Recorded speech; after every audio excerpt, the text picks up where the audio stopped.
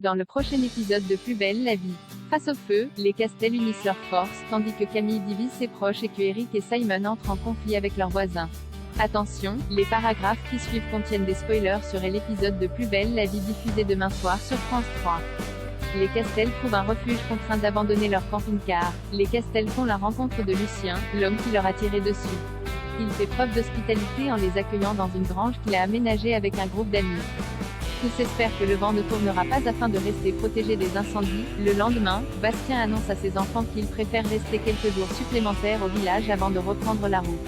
Luna propose de prêter main forte à Lucien et ses amis pour sécuriser la zone, notamment en débroussaillant. Elle profite également du téléphone pour appeler Myrtha et la rassurer. En retour, cette dernière affirme qu'elle va bien. Mais quand elle raccroche, Laetitia, qui a entendu sa conversation, insiste pour qu'elle se fasse examiner. Plus tard, Lucien devine que Sunali souffre d'un chagrin d'amour et réussit à lui remonter le moral. Un feu se déclare sur la plage après l'amour. Emma se réveille aux côtés de Baptiste. Elle avoue alors être persuadée qu'il est arrivé quelque chose de grave à César. Baptiste, pour se rattraper, Emma lui propose de passer la journée en amoureux, mais il décline et part travailler. Pendant ce temps, Camille convainc Kevin de la laisser l'accompagner lorsqu'il ira voir Emma au sujet de César. Kevin annonce ainsi à Emma que César n'est jamais allé au Canada, étant donné qu'il n'y a aucune trace de lui à la douane. Emma s'inquiète d'autant plus que Rocha n'a jamais eu de nouvelles de son neveu.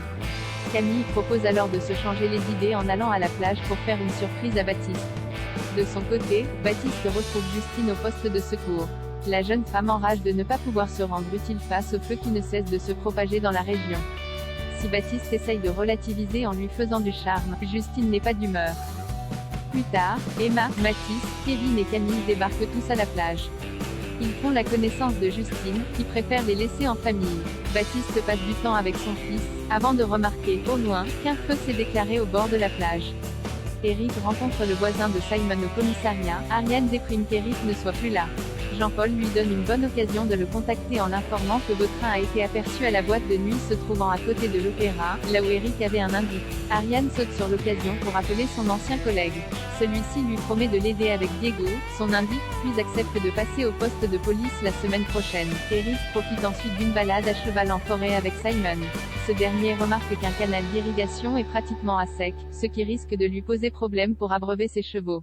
Il est certain que son voisin, Roger, avec qui il a déjà eu des conflits par le passé, est au courant. Eric et Simon remontent le canal sur quelques mètres et s'aperçoivent qu'il est bouché par un tas de pierres. Roger explique qu'un éboulement en est la cause et promet d'arranger ça au plus vite.